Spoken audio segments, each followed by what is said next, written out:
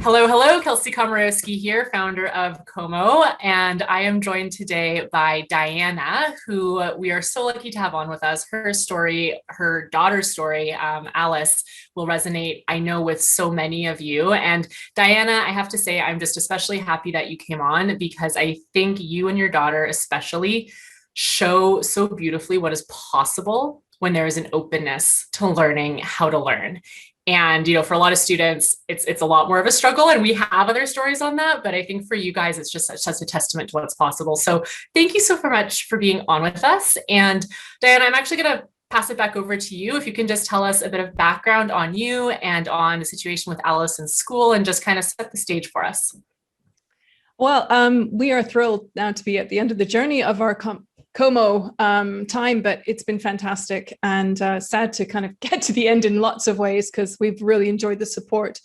Alice was struggling at school for the past, probably since grade 6. I think that's when it all happened for her, the start of puberty. But I think more so it was the time when they start putting on a little bit of pressure. We're in a French immersion program. And they're trying to get them ready for junior high, and the teachers start loading on extra additional work. And she was struggling. And the teacher's method of trying to get her through that was just to kind of tell her to buck up and keep going and just tighten the screws down, tighten the screws down, tighten the screws down. And that made her feel like she was very unworthy and not very confident in herself. And we had some problems getting her to school for several months. Alice, Diana, can I just pause there? Out of curiosity, did this kind of happen quite suddenly where the pressure set on and it turned, or was it kind of insidious over months before you realized like this is a problem? I think it probably there was an event that happened at school that I think really catapulted things on, whether or not it had been creeping in the meantime, but it had been manageable. She was able to cope with the level of stress that she was finding. And then she missed a date on a delivery of an assignment, and the teacher decided to not let her appear at another function within the school that she had been looking forward to and working towards as a kind of incentive to try and encourage her to continue putting her emphasis where it needs to go. So she let down a whole bunch of other people that she was working with on this separate project. And as you can imagine, she was distraught by it all. And really sad, a set of circumstances. We knew where the teacher was coming from. We did say to her at the time that we felt that this was heavy-handed, and that, if you look at the rest of her schooling, was she doing other things with it? Was there some huge amount of not complying with teacher directives that was being a problem here? And this was like the big final hurrah, but it just seemed to be something the teacher just decided that she'd probably made a threat to her about it. If you don't do it, then you don't get to do this, and followed it through.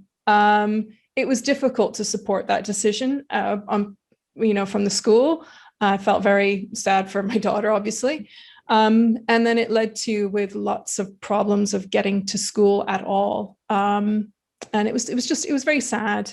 It then led furthermore to these problems with math, because that was her weakest subject, or at least the subject she decided was her weakest for herself, or the one that she had to work harder at. Or I would actually say sometimes she thinks about things in, if this is the way normal people think, she comes at it from this way. It's from a different angle.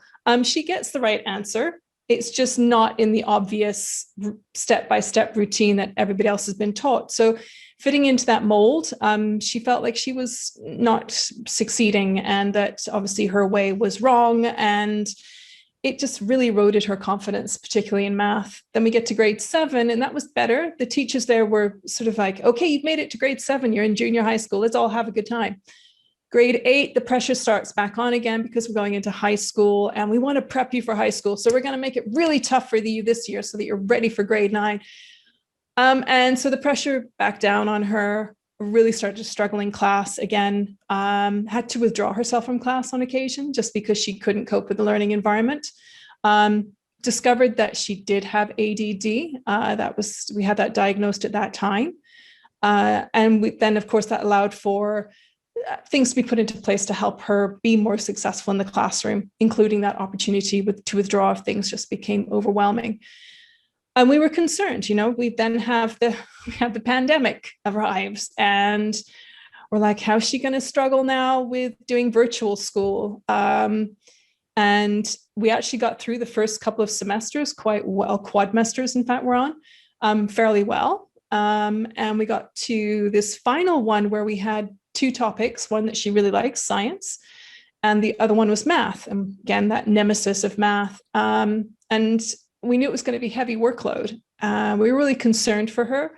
We were concerned that she was also putting in a lot of effort for things. I mean, like working really hard and getting crap answered or crap results, right? Sorry for my French, but it wasn't the results she was looking for.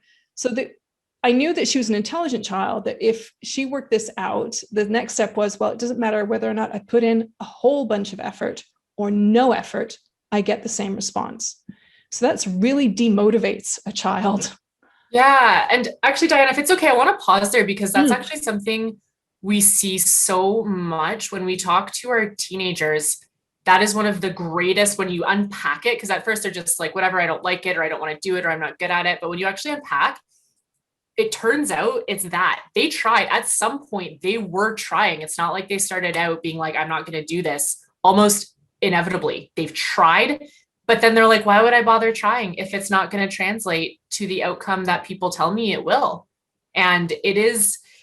Okay, so I just want to highlight that because that is something we see so often. So did you, Diane, if I'm understanding right, you kind of saw the writing on the wall of what was happening with Alice and we're like, she's going to figure this out. I don't want her to give up or check out because it's not working. Yeah, this is what I was really concerned with, was she's going to put all those pieces together, and by grade 10, 11, 12, at some point the penny's going to drop. If not now, it'll get to that point where we just think, what's the point? Doesn't matter how much I do, I'm not getting the results. So why bother? And was she in grade 9 at this stage when the pandemic hit? Yeah, she was in grade 8 at the beginning of the pandemic. So she was just finishing off her grade 8 year, and she's grade 9 now. Okay. So can I ask, was Alice aware that she was working as much as she was working, or for her, like, did this feel normal, or did she feel like, man, I'm working really hard? Like, where was she at with that kind of level of awareness?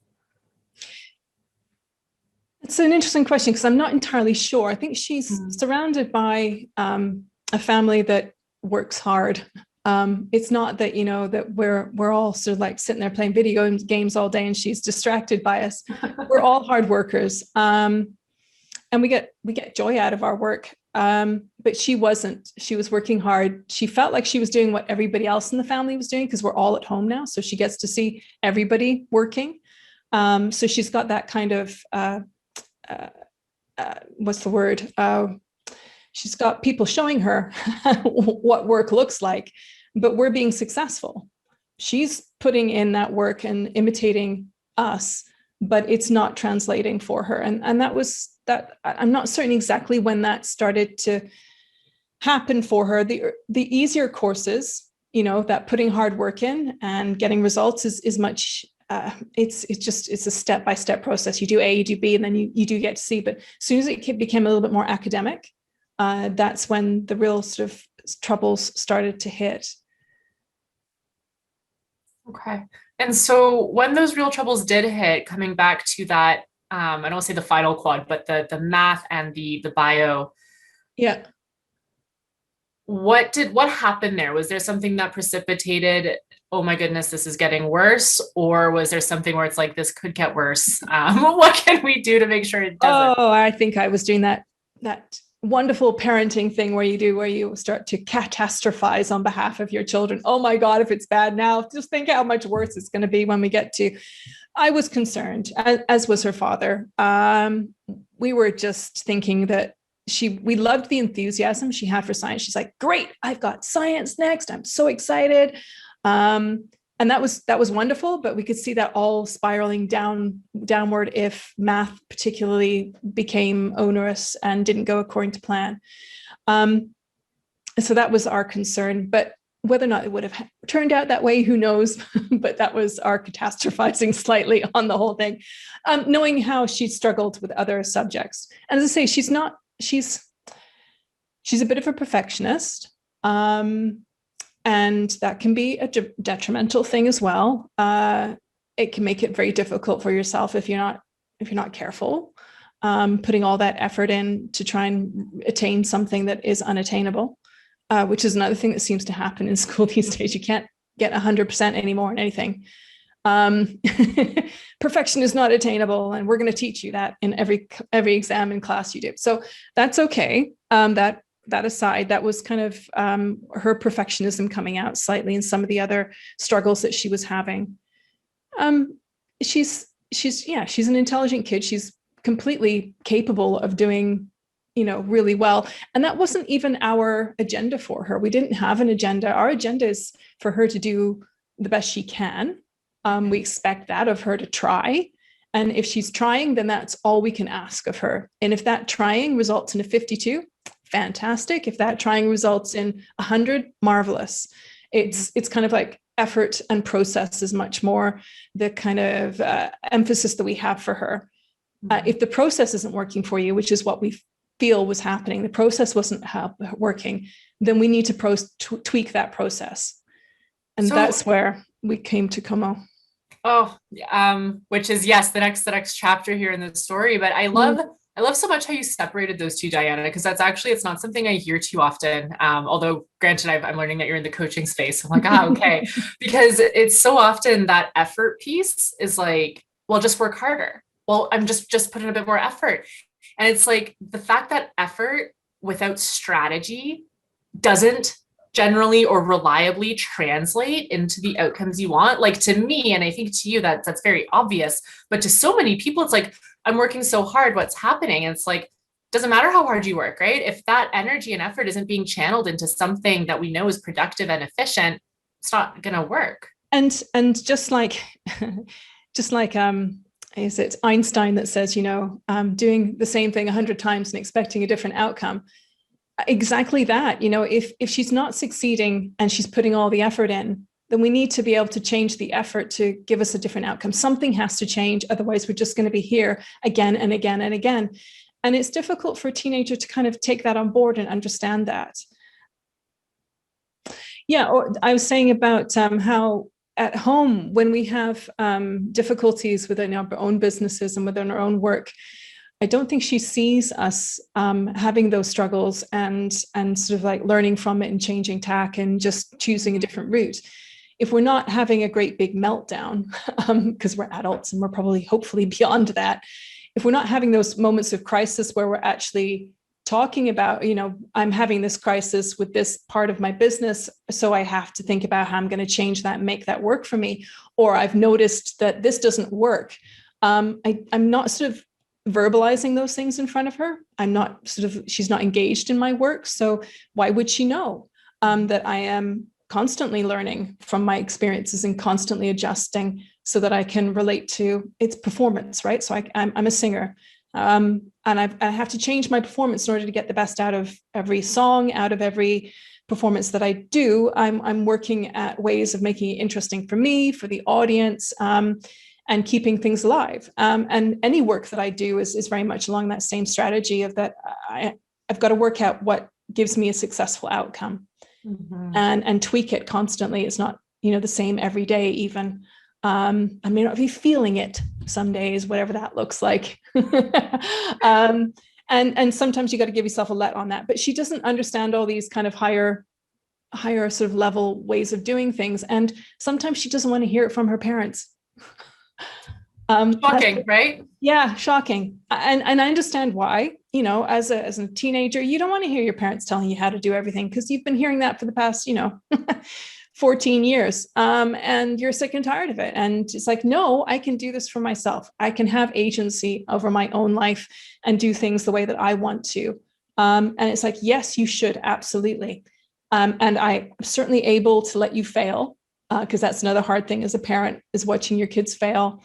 But it's that picking yourself back up again and sort of going, okay, so what went on that you can change to give you a different outcome? And she's like, no, I just keep on putting the effort in. I keep putting the effort in. And eventually she figures it's going to give her a different outcome. It's like, no, it isn't. But she doesn't want to hear that from me. So when I saw you guys on Facebook, good old Facebook, that's what it just, yeah. I thought, this is interesting, learning to learn in a different way. This could suit somebody we know. And it just seemed such a good fit. I also liked the sort of angle which you were coming at with the skills. And I thought, yeah, this is something that she might be interested in taking on board. And then that was the next phase for us, was like, got my husband looking it over and he's like, yeah, I like this too. And then it was talking to Alice on board. Yeah, she was really sort of one of those times where we had to strategically put things in her direction. So by piecemeal, right? So it's like, oh, I saw this program or this course I think you'd really like, actually. And she'd be like, yeah, what? I said, oh, it's a course on, how to make learning even more effective and easier. And she's like, oh, right, okay.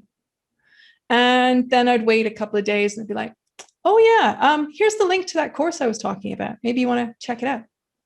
And she'd be like, okay. I text it to her. I didn't even ask for a response. Diana, that is so chill. That is the most chill framing. I love it. Well, I just thought, because if you kind of put it in there in front of your, you're going to take this course, it's going to change your life. She'd be like, whoa, nope, wall goes up, right? I know. Yeah. So it's like, no, just drop little bits in.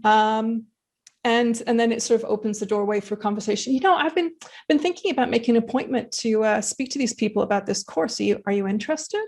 Yeah, okay. And so that opened up the doorway to having the conversation with you guys. And she was sold, I think, from the start. She really enjoyed the conversation we had with your consultant, and they did a great job of engaging her and getting her buy-in from the very start. And it's been smooth sailing ever since.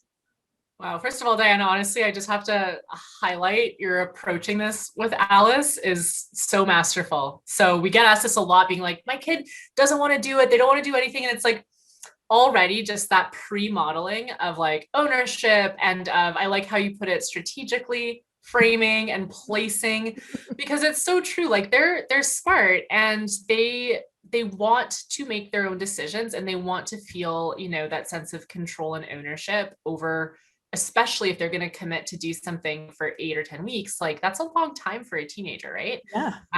So that's okay. So that's incredible. So you guys come in, Alice is on board with learning how to learn. And can you just, Diana, because I get this question all the time and I can answer it, but not nearly as well as like you can. Parents' perspective, like what went on in your household? Like, so she comes on board, she's meeting with us, she is showing up so incredibly, like she is ready, she wants to learn, she wants to do better.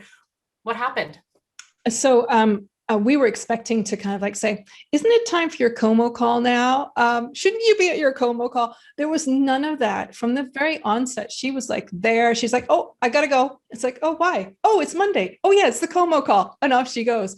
So I didn't have to set any reminders. I didn't have to, like go up, sort of set her up for the day. Like, it's Monday. I think you've got a call this evening. I didn't have to do any of that. I did a few gentle nudges with some other extra meetings that had been arranged. But on the whole, she was like so on the ball with it all. And she took complete control over it. And she loved the fact that it was hers.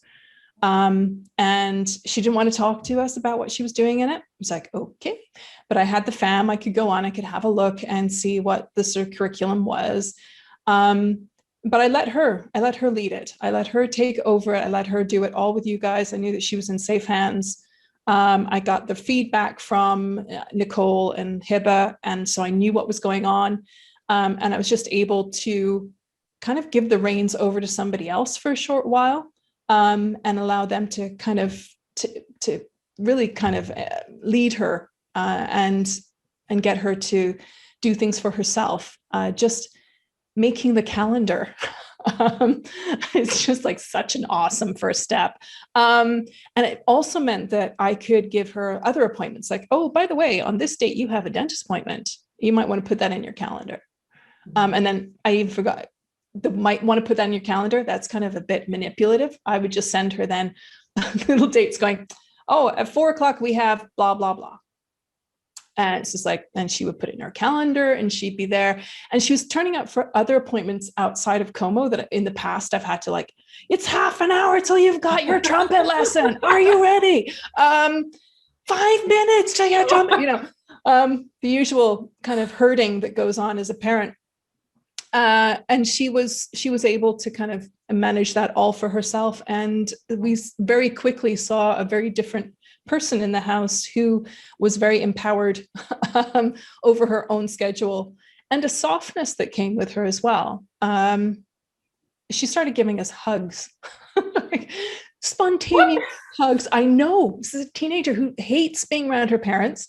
And, the idea of hugging us, it was always done under duress at the best of times before that. But yeah, within the first week, I think our first win was like, we got spontaneous hugs off of her. And that was enormous win for us. This kind of her feeling, obviously so much more content and happy generally in herself as a result of having some ways of making some choices for herself that were going to empower her and make her a better learner and allow for all this effort to actually have an outcome for her. And that was huge for her. And as a result, it was huge for the rest of us because the pressure comes off, right? The pressure comes off her and the pressure comes off the rest of us. And so it's been a great period of time for me as an entrepreneur. I have a couple of businesses and I have had so much time and space and energy to put into things in my business that I wouldn't have generally had the time to do. So there's not even time, it's energy, because you can spend a lot of time worrying about your kids. Date nights, what else do you do? Talk about your kids. It's got, they're always omnipresent in your mind. You're always concerned about them. And it was just lovely to be able to almost see her in a different light as well, as somebody who can take that responsibility and act for herself and just become a much happier teenager in the house, which was awesome. I'm still going to credit all that to you guys. No, Diana, you might bring tears to my eyes here. That's so powerful. And I think at the end of the day, sorry, I was not expecting the hug piece. Like that's so beautiful. And I think it speaks so well to, because we wouldn't go in saying, it's for academics, it's this program, but I really think, and this is not I was saying this earlier, like this is not a touting our program. We happen to be very good at this. And I know that our program does this really well. It's really that holistic piece of like, yes, we're using schoolwork as the vehicle, but skill building, it is not just in school. And we really encourage all of our students to think about themselves as a human, as a learner, as a thinker. And of course it applies to school, but with family, with friends, with extracurriculars, and like the way, and it's endlessly fascinating and uplifting the way that can come out in different parts of their life. Like that's just incredible. And Diana, I will say though, because Alice showed up for herself. Like there's a lot of students, if they're not ready, like we can't, we're not magicians. We're very good at what we do, but we're not magicians. Yeah. To have somebody so ready to use the tools. And this is something else I wanted to highlight, Diana, that you said, because I find, and I don't know with your circle of friends or if you felt this way, but I find oftentimes with parents and teenagers, there's this assumption and misconception that, learning these tools, learning how to learn, the calendar, assignment completion, they're like, but it's so much extra. And we try to explain, well, but when they learn it, it is that word empowering. It quite literally gives them a sense of power and control over their day-to-day, over their time, over their grades. So, but they just see it as extra work. Can you speak to that? Absolutely. And I think there was a reticence to begin with her for that very reason. It's just like, now, because we've had agendas come back from school And within the first month, the agenda has been spurned. And we've had post-it notes, we've had other diaries and, electronic and otherwise, and just not being able to stick with it, not really being able to follow it through, because she doesn't really know about exactly what works for her. And she's been given some really good suggestions on how to organize things. And as soon as she got all that, she's like, yes, I know how to do this now. I'm going to rock this. And she got to see the benefits of it because of the extra time that she felt she had at the end of things. And there was one long weekend when we got to the Monday, and it's just like, so, how's it going? You got any work to do today? She says, no, I'm all caught up. And she's like, I got a whole day. I am video gaming for as long as my eyes can, can kind of cope with it. It's like, well, fair enough. At that point, what are you going to say? Yeah, you're all caught up with your work. You're all caught up with everything else. Sure, go for it, girl. Wow. Go, and I'll come down and see you with some water and ice cream later. It was just a nice way to celebrate this fact that for her to have that all completed, and the enjoyment that you get out of all the other stuff, knowing that the fun stuff, if you got all the other work done, the fun stuff is really much more enjoyable. And to have that kind of equation going on in her head, like, if I get this done, then I'm free to do all of this without any feeling of guilt, or I should be doing something else going on inside my head. And it makes it much more joyful doing the fun things. Absolutely. So, yeah, I love that, without the dark cloud of like, yeah, but did you study enough for this? Or what about that overdue? Or da-da-da-da. Yeah. Because it weighs on them, right? And they also can get very overwhelmed and snowballed under the work that's expected of them. And if they haven't managed to keep up with things, it very quickly, especially in this quadmester system that we're under, it very, very quickly adds up to a point where you can be drowning in it all.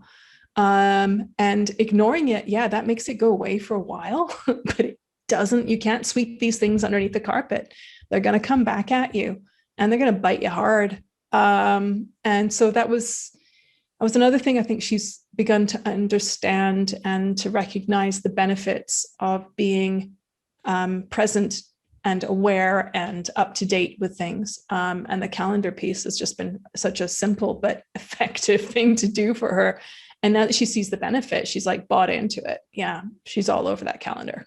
I was going to ask you specifically for the calendar, because it is something where it's like, well, I've done agendas, I've done this. And again, from our practitioner perspective, it's like, you haven't used a calendar, like we're going to teach you how to use it. Like, what would you say was the difference between the agendas versus like now the calendar that she has, that she is totally owning? Light and day. The agenda was something that it was in grade 6 or whatever, or 5, had to have it signed off by me every week. Even I hated that.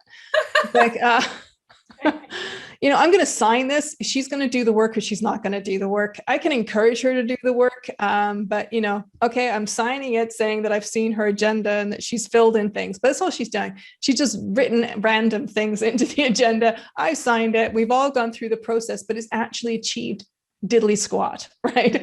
Whereas doing the calendar through you guys, she's like, oh no, I get it now. This allows for me to do other stuff outside of school that I want to do. And I have that time, and I've put it in my calendar. So even like it's dinner time and we're just finishing dinner, I'm going, so what you doing tonight then? What's your plan? She's like, well, I've got another hour and a half of chill time before I'm going to do my homework. It's like, okay, all righty. She got it planned in. So she had her perception of time, because that's another thing that she's struggled with. And she's beginning to understand that in a much more dynamic way. And that's been really healthy for her as well. So the time doesn't just fritter by. It's aided her with her kind of her ADD diagnosis, and making sure she's focused, knowing what focus looks like, and understanding what that is for her. That's really important as well, because the teachers can say stuff. And they do. They do. It. Yeah. So you've practiced it. And that's what she's doing with you guys. She's practicing all those elements.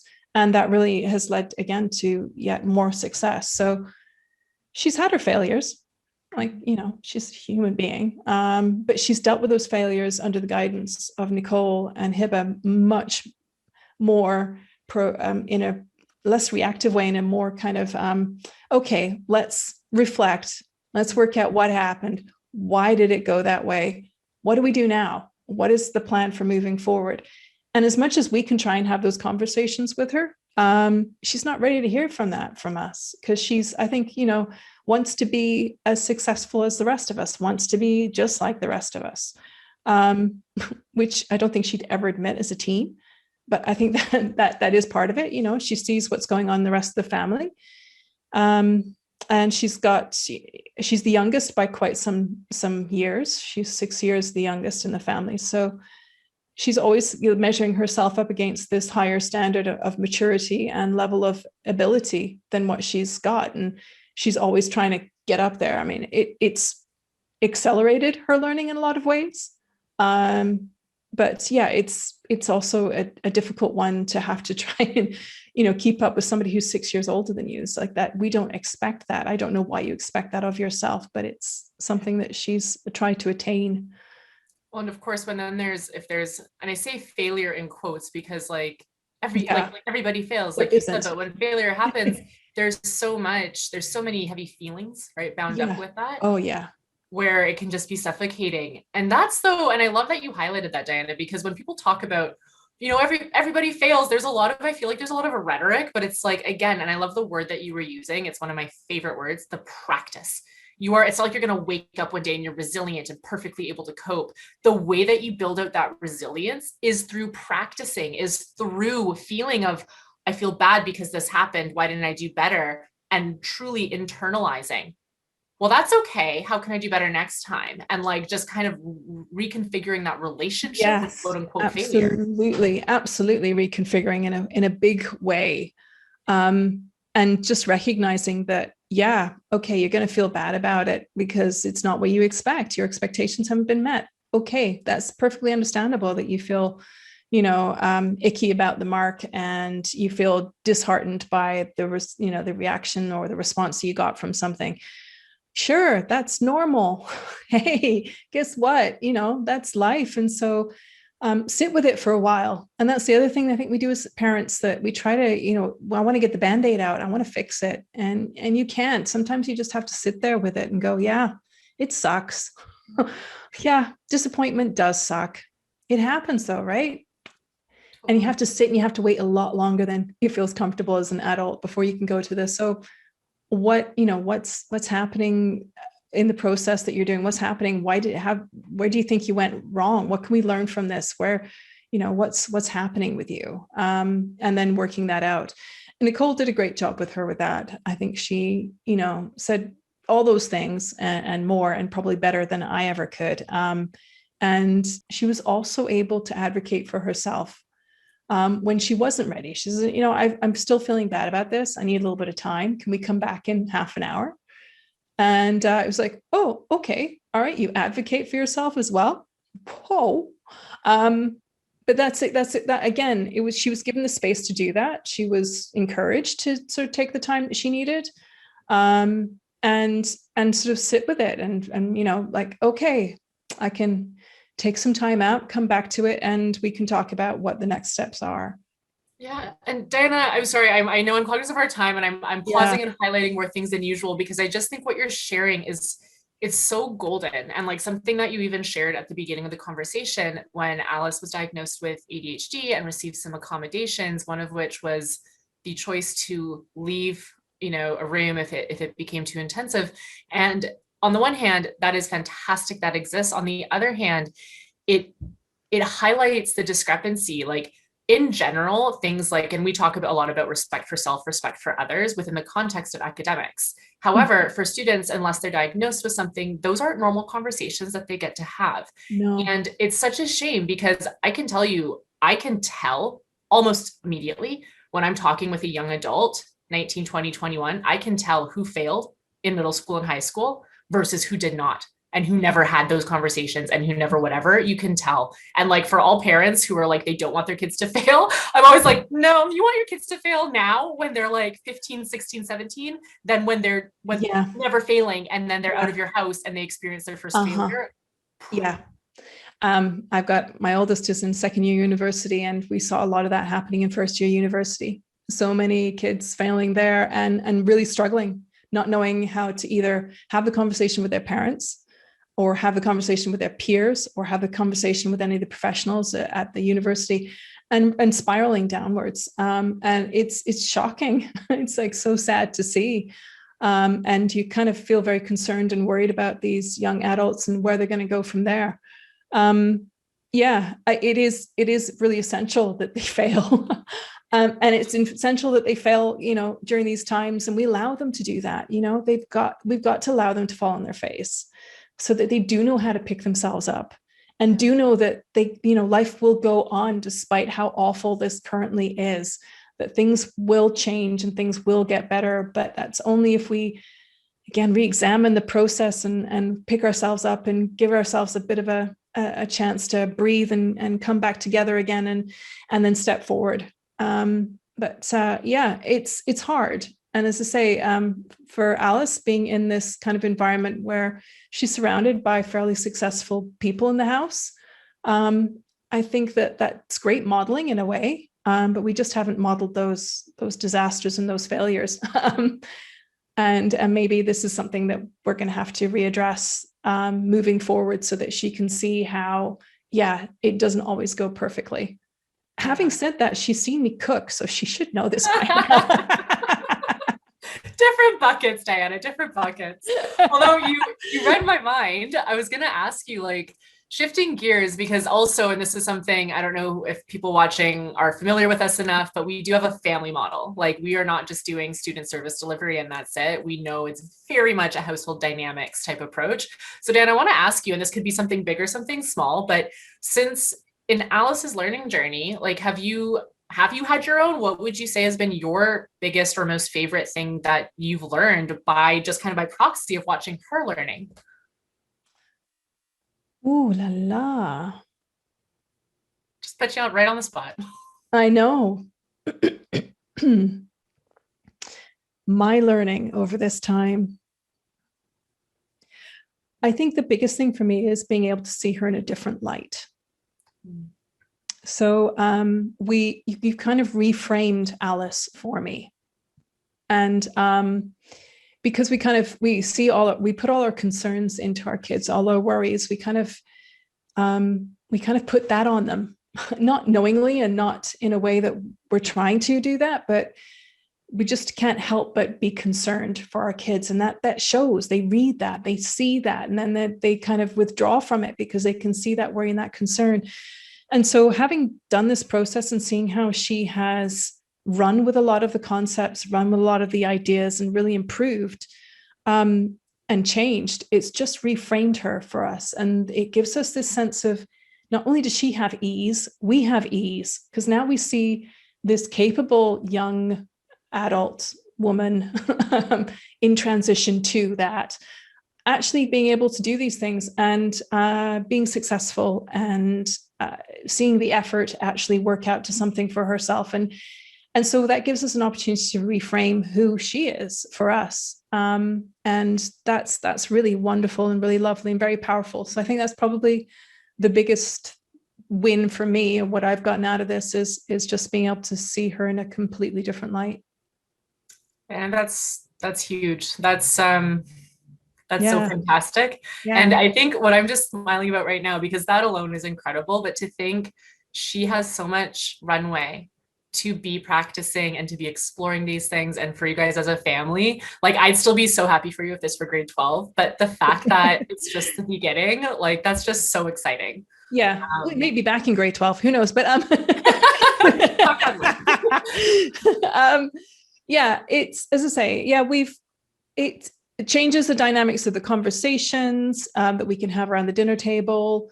And all those little things, it's all accumulation of little things and all these strategies that we can we can refer her to, we can refer it to our own lives, the things that we're learning and we're doing, so that we can put it into that modeling aspect for us at home, so she can see us going through the similar processes.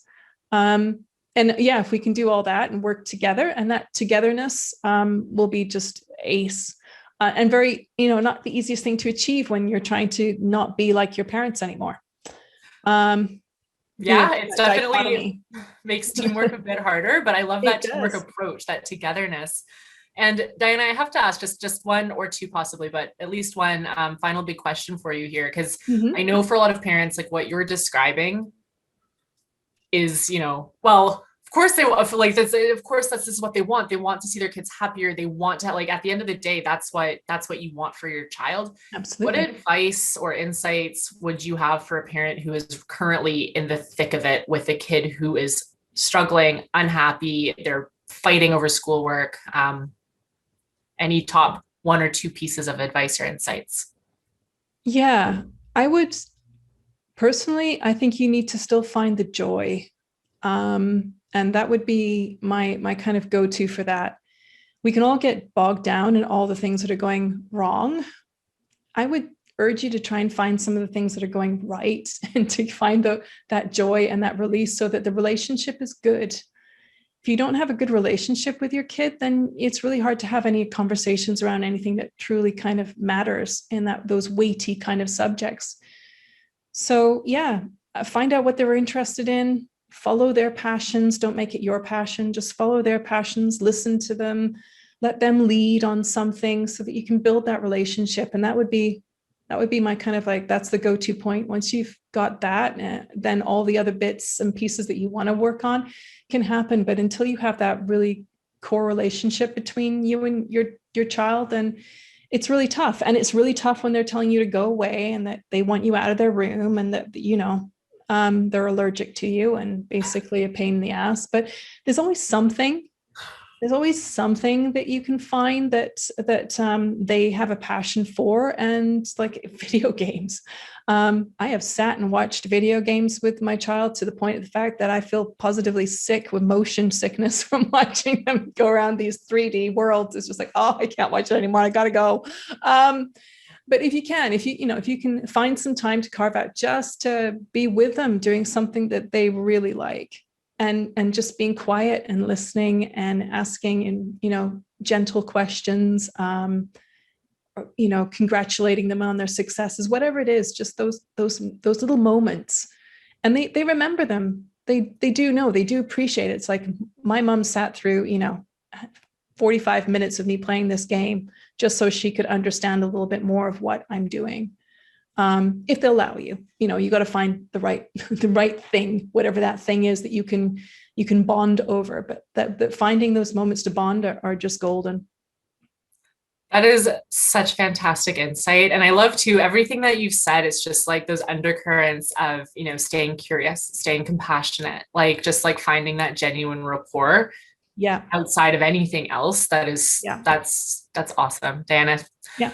Wow. Thank you so much for sharing your story, for sharing Alice's story. That was just, honestly, even though I know the story because I've kind of observed it, but that was just so incredible to hear outright from the start until where you guys are right now. And I will say, anybody listening, if you're struggling, if you want your child to be on a happier path, if they are sick of working so hard, if they're struggling, book a call with us. We will see what we can do. We love helping. It's comoconsulting.com/get started now. That's how Diana started out, how Alice started out, and we are here for you. Thank you, Diana. Appreciate that. Thank you, Diana, once again for coming on. Really appreciate it. Everybody else will catch you in our next story. Thank you.